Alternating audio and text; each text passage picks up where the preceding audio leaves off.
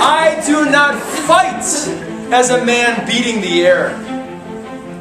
This is what involvement does. New program, new program, new program, new program, new program. See that? That's what involvement does, doesn't it? New program, more people, more people, more people. I do not fight as a man beating the air. I mean, stuff just builds up over the years, doesn't it? Doesn't it? Just builds up. And I really do think it's our American culture. I think it's consumerism that wants more, that wants greater diversity, that wants more options. We gotta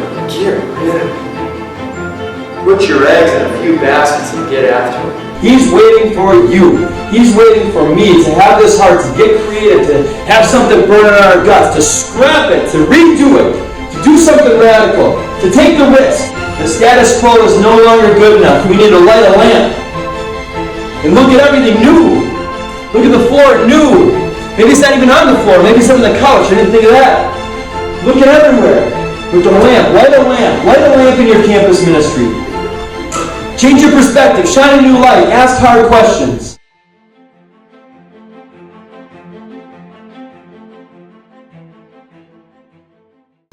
All right, you've heard us talk about small groups here at this training camp. And the type of small group that we're talking about is a small group that's not primarily study. Many of you were in the small group track, and you know this. It's not primarily a Bible study. It's also not primarily sharing your feelings with each other. It's also not primarily a prayer group. The type of small groups that we're talking about are small groups of people that come together, grow in deep friendship with each other, grow in a deep experience of Jesus and the Scriptures together, grow to share life together, grow to experience discipleship together, and then, because of the warmth in their heart from Jesus and from each other, look to invite other people from campus, from your dorm, from your class, from your workplace, in to experience a deeper friendship than they've ever experienced before in their life. That's the kind of dynamic, relational, awesome small group we're talking about. Now, does it take a while to grow those kind of small groups on your campus? It does. Some of you may have small groups that don't look like that on your campus right now, and you can't imagine how there'd be places where you'd want to invite a non-Catholic into. You can't imagine riding the bus, striking up a conversation with a student you never met before, and inviting them to come and check out your small group. But that's where we want the trajectory to go. That's the kind of small groups we want. And you can get there as you continue to form your leaders to be closer to Jesus. All of you go back and share your faith with your peers on your campus. As campus ministers, you shepherd the small group leaders. You take care of them. You feed them spiritual nourishment so they don't get burned out during the year. You use good materials. You prepare well. You are faithful. When you put all these pieces together, you will have healthy, dynamic, reaching the darkness small groups on your campus. That's the trajectory we want. That is the primary vehicle that will get you around the bases. Why? Because small groups connect home to first, first to second. In an organic way. You invite people into a small group. In the small group that's dynamic, filled with close friends who love and trust each other in not a weird way. When you have groups like that and you invite someone in and you're talking about Scripture, the person walks in and they're immediately greeted by Sam. Ever been greeted by Sam? Yeah. You're immediately greeted by Sam. She walks up and she says to you, you're an unbeliever. You've never been to church in your life. You walk into Sam's house, her dorm, whatever. You walk in, and she's like, "Hey, what's your name? How you doing, Doug? Good to have you here. Hey, this is my place. Grab a drink, grab a dessert. Here, let me introduce you to someone. Here, this is Frank. Frank's awesome. Hey, where do you live? You live here? Oh, that's where Frank lives. Awesome. You guys should know each other." Sam's immediately drawing this person in off the street, connecting them with all these people, right? So before the small group happens, Sam has already connected this person relationally with other real people who aren't weird. This is already blowing this person's mind. It's already blowing this person's mind. Then they sit down. Sam says, "All right, let's get started." this person's like, oh, what's going to happen? Light the candle, have a seance, what are we doing here? But Sam's going to make it very comfortable. All right, we're going to get started. Everyone have a seat. Hey, does everyone have Bibles? No, you don't? Okay, here, what did I call this guy? Doug. Here, Doug, have a Bible. This is the Bible. Doug's never touched the Bible before. Okay. Now I'm really an outsider, right? And Sam's like, all right, we're going to, for this meeting, we're going to talk about Matthew 6. Everyone turn to Matthew 6. Doug's like, And Sam was smart. Sam has Bibles in her apartment or in her dorm that perfectly match her Bible. So she can say, for anyone who doesn't know, it's page 962. Now Doug doesn't feel weird. Because he doesn't know who knows and who doesn't know. Everyone's flipping to page 962 in their Bible, right? Isn't that brilliant? Good job, Sam. Right? So Doug's feeling awesome, right? Doug's like, oh yeah, I got it. 962, I got it. Flip to 962, Matthew 6. Sam's got a launching question. All right. So, to get us started tonight, I'm wondering, have any of you ever worried about life? You think Doug's ever worried about life? Yeah. Doug's worried about life. Doug's got lots of worries. And some he's willing to share, and some he isn't willing to share. Sam says, all right, anyone willing to share? Sally says, yeah, I worry all the time about my exams. Doug's like, yeah, me too. And then, Shooter over in the corner, he says. I like that one. That's his name, don't make fun of him. Shooter over in the corner, he's like, yeah, man, worry all the time about those Packers. Whether they're going to win or not. Doug's like, yeah, I do too. And finally, after a couple people shared, Doug's like, yeah, I guess, I do worry. I worry about, is this girl. She's a little too into me, if you know what I mean.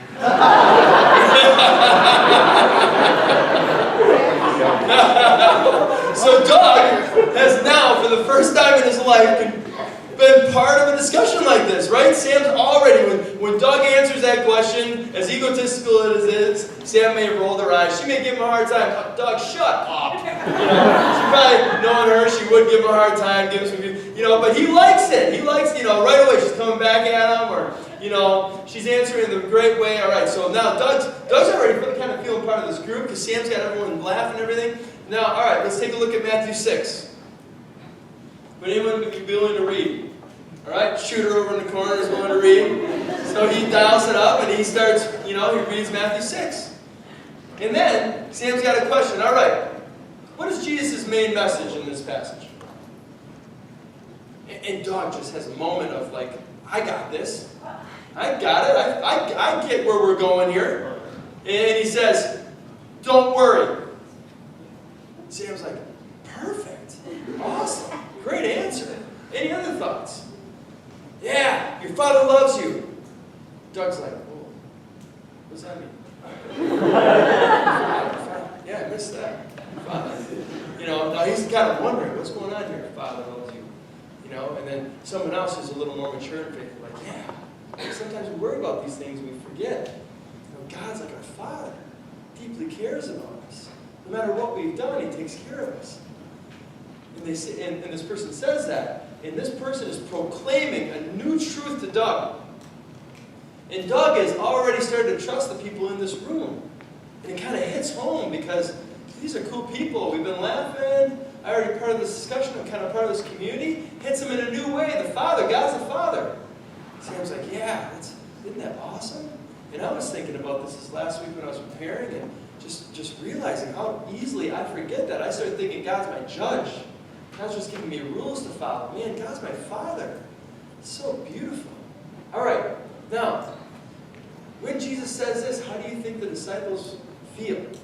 She's taking it deeper, deeper, deeper. And with every step, drawing Doug deeper, deeper, deeper. After 1 hour, Sam's going to close the group up. She says, would anyone be willing to close in prayer? And then Doug's like, well, what's going to happen now? Maybe here's a seance, you know, what are we going to do here?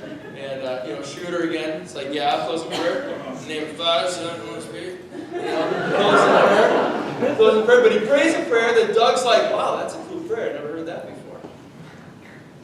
I mean, Doug's view of religion in one small group, because it's a dynamic small group led by a well-formed, really, you know, people-oriented Sam, who's been praying for Doug the whole time. God, thanks for bringing Sam. In her mind, she's been saying, thanks for bringing Sam. Touch his heart. Touch his heart through your word. What did I say? Shooter?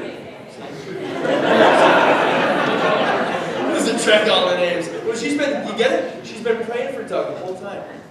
Touch his heart. Touch his heart. You know what God's going to do? Touch his heart. Why? Because God cares about him. Because God's been watching him. Because God knows the number of hairs on his head. God's going to touch his heart. That's what's going to happen. That's what happens in a dynamic small group led by a good small group leader. If you don't think it works, argue with all the evangelical Protestant churches in the world growing like gangbusters because they're doing it. It's working. It will work on your campus. It will work on your campus. But we need to pastor it, take care of it, launch it faithfully. My goal is that you would go, all of our goal, EC staff has run this ETC so that you would launch small groups on your campus. So you take a risk and do it. If you've been doing it and you haven't felt like it's working, I want you to strengthen it. Don't give up. Press into it. It works. And Doug is going to stay in this group. Why? Because he respects Sam. Because he respects Shooter. Because he met some cool people. He's going to come back. You know what? When he leaves that night, Sam's going to call him and say, hey, Doug, thanks for coming. It was great having you. You want to catch up for coffee? You want to get together for lunch? Sam's going to touch base with him so he doesn't flake out the next week. She wants him coming back. She's going to follow up. She's after him. She's running. She launched this group for Doug. Doug's going to come back. Doug's going to become a believer in the next 4 to 6 weeks, God willing. Then Doug's going to get apprenticed right away, naturally, in this group. He's going to learn how to pray. He's going to learn about the sacraments. He's going to learn about Scripture. Doug's going to become a strong disciple in the context of this group. This group's going to take him from point 0 all the way through to become a disciple. This is what will happen through small groups that are healthy, dynamic, where the staff takes time and invests in the leaders, nurtures the leaders, where you as leaders are praying together, where there's a community of support. This will happen on your campus. Great hope that it would. It's happening everywhere. You can do it too. There's no single method from the beginning of church that's been so effective in evangelization. Religious orders were formed out of small groups. And continue today. How did the Jesuits start? A small group. How did the Dominicans start? A small group. This is what the church does. Early in the church, thousands were added to their number. What did they do? They broke bread in small groups. Let's do it. All right? So flip to the page. Page 4. We're gonna make sure we got small groups in place. All right. First question. Look, page 4. Everyone turn to page 4. This is going to walk you through how to get small groups going or how to strengthen your small groups. We want to make sure your small groups are in place this fall. All right? Do you know who will lead small groups? Who are your leaders? Have your leaders been trained? Are your leaders here? If so, they're trained. If they were in the small group leader track. But do you have to line up other training for them? Do you have to train them when you get back? When's that going to happen? How's that going to happen? Where are your small groups going to be? Where do we want small groups? Where? Which dorms? Freshmen dorms. Where? Every floor! Every floor of every freshman dorm in the country. In 10 years, the United States of America will have a Catholic evangelization small group. All right, talk through these questions. Make sure you got your small groups ready to go. Next step. If you have a launching packet, campus ministers, if you have a launching packet, you're looking at page 5. If you have a strengthening packet, you're looking at page 6. Okay? If you have a launching packet, it's page 5. Strengthening packet, it's page 6. It will say movement. I think movement worksheet 1. We're looking at how we move people from the opening masses, the welcome masses, into small groups. This is crucial. Crucial. When we started at University of Wisconsin-Madison, we did not have perfect alignment among the staff, as Faye has said. What we did have is we had good leaders lined up to lead groups, and we had permission from the staff to do sign-ups at Mass. Crucial. Do sign-ups at Mass. What this does is it starts all of your groups strong. All of your groups should be able to start strong if you do this well. You'll have enough numbers in your groups to work with right away. Some groups may not have a strong number of people. In that case, the Lord is trusting you with less. He's trusting you with less people. He's trusting you to love them, even though you don't have the perfect group for you. He's trusting you not to get caught up in ideas of success and failure, not to get discouraged, but love the people who are coming. But if you do this well, most of your groups will have a dynamic number of people. All right, that's why it's so important to have at Mass, be able to prioritize small groups. The first 2 weeks of Mass, you're only going to announce small groups. You're going to announce them by themselves. You're not going to clump small groups in with a bunch of other things. So let me give you an idea. At the opening Mass, after the opening Mass, you have a ribeye cookout plan. All right? And they're going to love it. You know they're going to love it. And who doesn't want to hear about a ribeye cookout? I mean, you're definitely going to announce that at Mass, right? You have to announce it at Mass. But Jason said we can't announce anything else. No, here's the way you're going to do it so it doesn't compete with small groups. Okay? You are going to have the homily. After Father's done with the homily, and the homily would be directed toward how awesome small groups are. How transformative small groups are. Look at what Jesus did. Jesus was awesome. He did small groups. Okay? Then he's going to say, and to share a little bit more about this, I want to bring Shooter up. Alright, Shooter's going to come up, and Shooter's prepared to give a testimony about small groups and how they changed his life. And Shooter's going to have the whole place rolling. No. Shooter will share. Shooter. Yo, what's up? Shooter here. Shooter's going to have the whole place rolling, right? Shooter's going to share his testimony about small groups. And all the guys, I said Shooter, not Sally. It's got to be a guy. There's not a sexist thing, but it's got to be a guy who's going to be able to relate to the guy in the church who would never see himself joining a group like this. That guy is Shooter. Alright? Shooter's going to do this. Shooter's going to be like, yo, what's up? I was in a small group last year. I thought it was all for girls. It's going to be lame.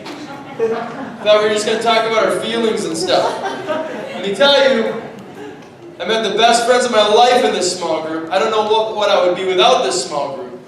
And now I'm leading a small group. Imagine that. I'm leading a small group. All you freshmen, I'm in Sullivan. And there's a ton of other people leading groups too. This is the best thing we do around here. If you're interested, you got a card in your pew. Pick up the pencil and fill it out saying you're interested. Someone like me will give you a call and we'll talk about it tonight. If you do that well, 25% of the people at your Mass, if not more, will sign up saying they're interested. If you do that well, if it's a guy, if it's Shooter, you might want to name him Shooter temporarily. You're Shooter today, man. Alright? Do it well. Do it well. After the homily. The reason why you do it after the homily is because at the end of Mass, now, I don't care if they remember small groups when they walk out, because they filled out the card. I got their contact info. I don't need them to go to a website. I don't need them to stop by a table. I don't need them to do anything else. I got everything I want. After Shooter gave his story, we filled out a card. I got everything I want. So the last impression to leave them after Mass doesn't have to be small groups. I got that taken care of. It can be the ribeye cookout, right? So after Mass, then you would announce the ribeye cookout. Okay? So lots of you have, and if you're campus ministry, living, breathing, you probably have welcome events. This is the way to announce your welcome events at Mass without competing with small groups. Do your small groups earlier, after the homily. Get that out of the way. Get that sign up done. Give them plenty of time. Many a small group sign up has been screwed up because Father was uncomfortable with the silence and got up too early. And then, not that important, All right, let's rise and say the creed, right? And put the card down, don't finish it because I want to be a good boy and I never fill it out again.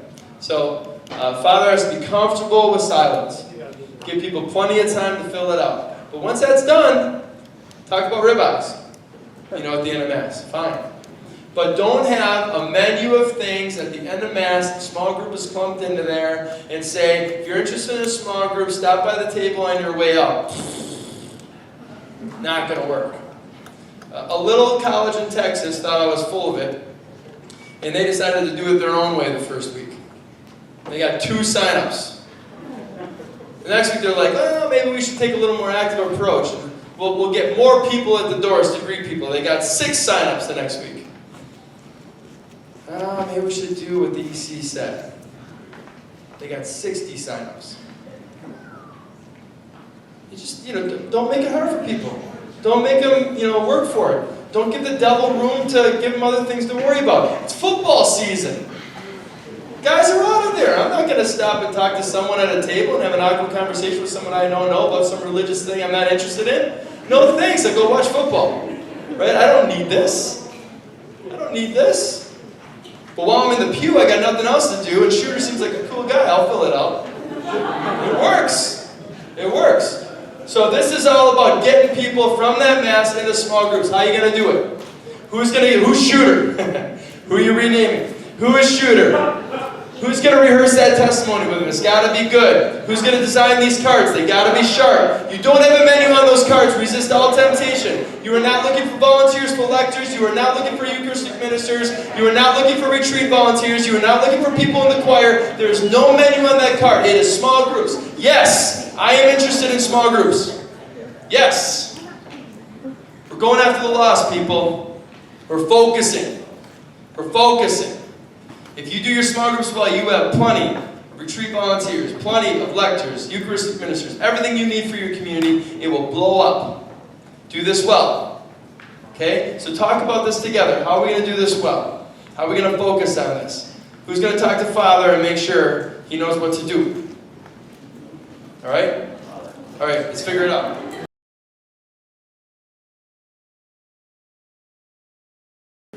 All right, I want to walk through this process so you have a really crystal clear idea for how this is going to go, so you don't forget essential elements, okay? So, let's just do this quickly. I got 14 steps.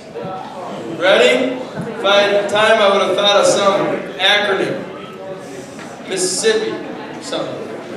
Okay, first, you've done this. Select your leaders and choose locations. The church has this axiom that's really good. Preferential option for the poor, right?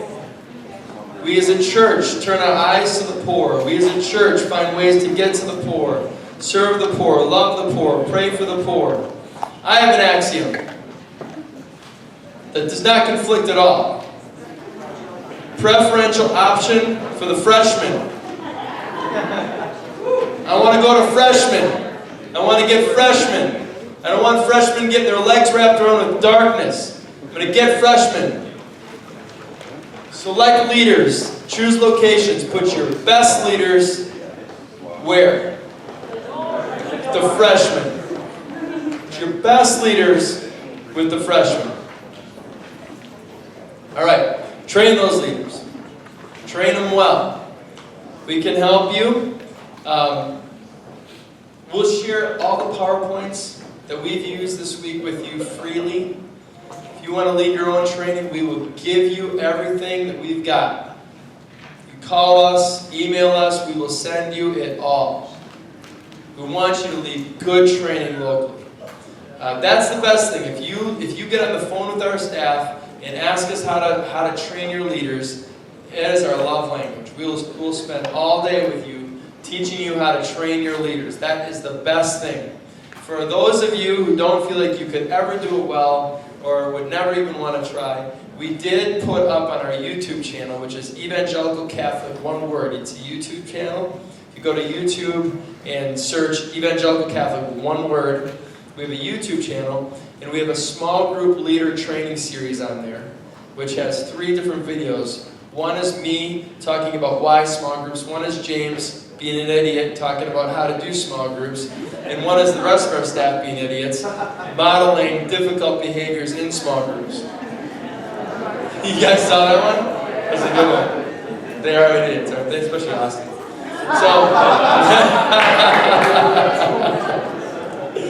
That was fun. All right. So there's 3 videos which can help you. At our Philadelphia camp, many returning campus ministries had used our videos for training. And they're all free. Go up there. We're going to put some of the videos that we've taken this week up on that YouTube channel for you to use in training as well. So train your leaders well. We do make visits to campuses. We're happy to come to your campus and train if our staff's available. So you can contact us about that as well. Then, align your staff and your students. Align them. This means make sure everyone's okay with you prioritizing small groups. This means make sure everyone sees the value of you prioritizing that freshman retreat that's going to make believers. And at that freshman retreat, everyone understands we want these freshmen getting into small groups. Right? So make sure everyone's aligned and they know what comes step after step after step. What's the most important thing? Your campus minister knows more about that because we talked about it. All right, select shooters. I'm going to change that. All right, select your mass announcers. You just did that. Train your mass announcers. Don't you dare let shooter improvise. You don't want shooter improvising. Shooter's going to drop an F-bomb in the middle of mass. If you let him improvise, you're not letting shooter improvise. Shooter needs some practice, man. Shooter needs practice. Shooter loves Jesus, but he's still got a mouth that his grandma's not proud of. You better practice with Shooter. All right. You train Shooter. Make sure you know what he's gonna say. Don't have Shooter read either. Shooter's not a great reader. So you're not gonna give Shooter a piece of paper and let him read it. Shooter's gonna stand up there and talk like a real person. He's not gonna swear. All right? You train Shooter. Train him well. That's gonna be the best speech Shooter ever gave. That's gonna be the best thing he ever said. The best 1-minute debut of his life, public speaking. All right? And you guys can all train him. Get 10 of you around Shooter and make sure he does a good job. Or it could be the staff, or it could be, it could be one of you with a vision for it. No anything distracting. No. Public speaking 101. Make it happen. Shooter. All right. Design and produce sign-up cards. Your sign-up cards will have name, email, which you're not going to use for the follow-up, but you want the email. Name, email, phone number, which you are going to use, your phone number, where they live, what year they are. Got it? Name, email, phone number, where they live, what year they are. Yeah, Jake? Small group leaders got those in the leadership track. So if you didn't share those with your campus ministers, that'd be a good idea. Good, yes. What night you're available? Sorry, did you have something? Oh, you were going to ask that. What night you're available? Good. Okay, got it? What are you not going to have on the sign-up card? Everything else. You're not going to have a menu. No menu. No menu. That's right. Okay, design and produce sign-up cards that look good, that represent your ministry well, that don't look like a bunch of, don't have rainbows on them. All right? Okay. Now, make the mass announcements, right? Make the mass announcements. Collect the sign-up cards. You are going to have cards passed down the pew with little golf pencils. You're going to have little golf pencils that go along with it. No one's going to have the excuse, I don't have a pen. You're going to have little cards with little golf pencils passing down the pew. Father's going to be comfortable with silence. He's going to allow the mass announcements to happen. They are going to happen. People are going to leave their cards in the pews or put them in the offering, dish thing. Okay? You're going to collect them. You're going to process the information. You process the information by separating the cards by what night they're available. You know where your leaders are having their groups. You've chosen the group locations. You know what nights of the week your leaders are available. Based on that information, you will divvy the cards out to your leaders. On Sunday night, after you've done these sign-ups, you're going to have a follow-up call party for your leaders. And you're all going to get together, drink beer, and make phone calls. Hey, what's up? No. The shooter will like that. All right, no. You are going to have a follow-up call party. You'll have pizza, you'll have soda, it's going to be a good time, you'll have some good music going on in one of the rooms, Mark will show up and dance a little bit, it's going to be fun. And you're all going to make calls, you're going to call your people, you're going to be Jesus to them. Hey, you signed up for my small group, so glad you did, you're going to be friendly. You're not going to sound like a scared, timid, awkward person. Practice it with your friend if you have to. Hey, you signed up for my group. So glad you did. Can't wait to have you. Are you interested in my small group? Follow-up calls happen? All right. On that follow-up call, are you interested in my small group? We're meeting on this night. I'd love to, if you have time this week, it'd be great to get together. I could share with you a little bit more about the small group, what we're going to be covering. We'd get to know each other better. It'd be awesome if that week, after they made the sign-up, your small group may or may not launch that week, but you're going to get together with them.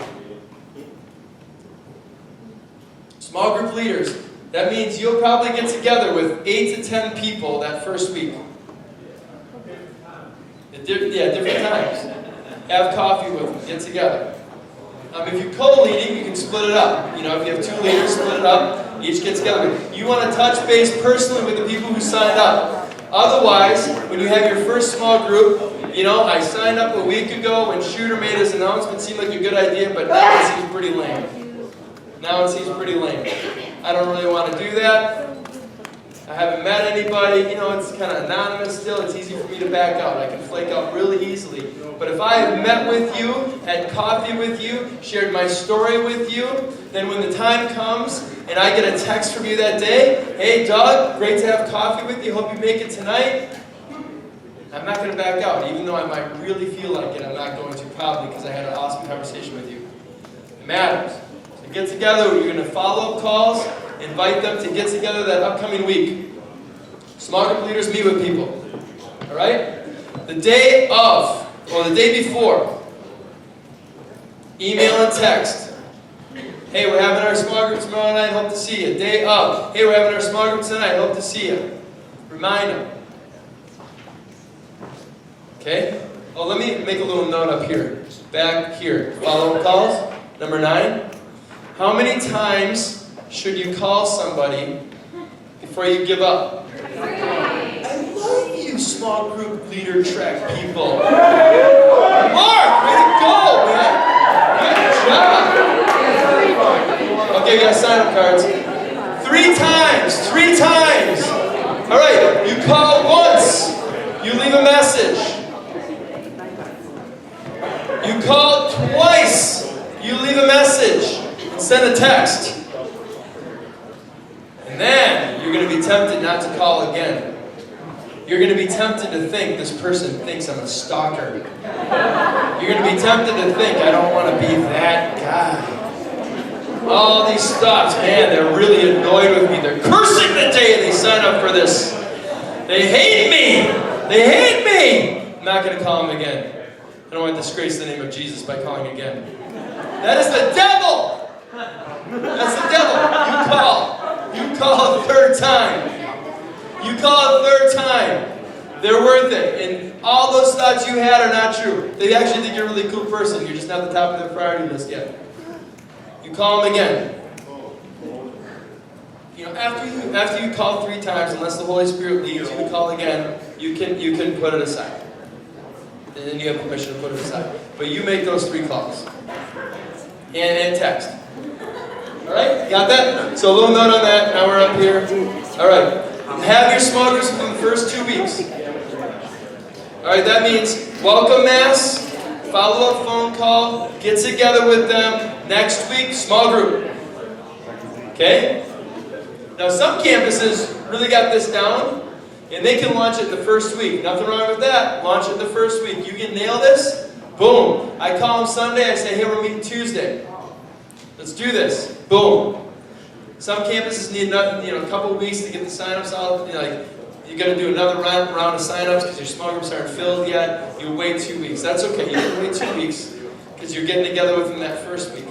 But don't be 3-4 weeks out on your small groups. You lose all momentum.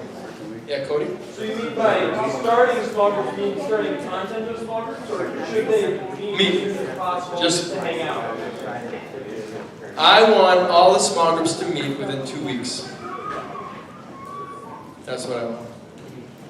All the small groups to meet within 2 weeks. If you can do it sooner, great. If you can do it the first week, great. But I want them all meeting in 2 weeks.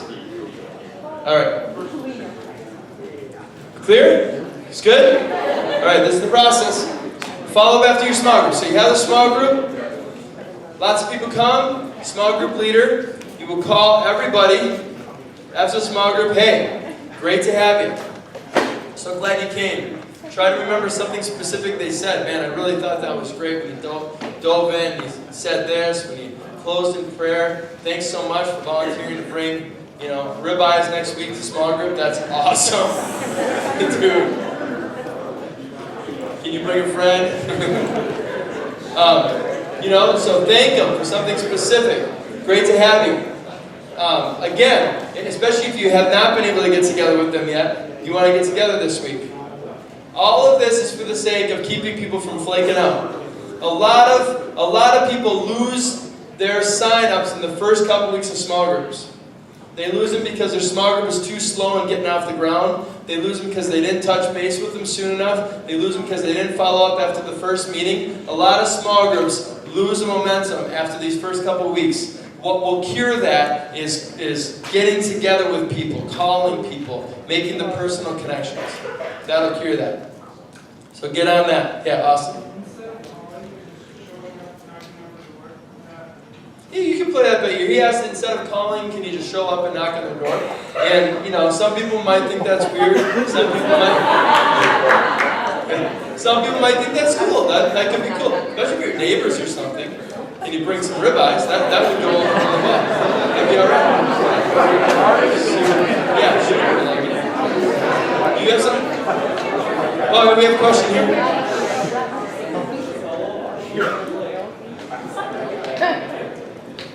Yeah, well, no, put a day in it.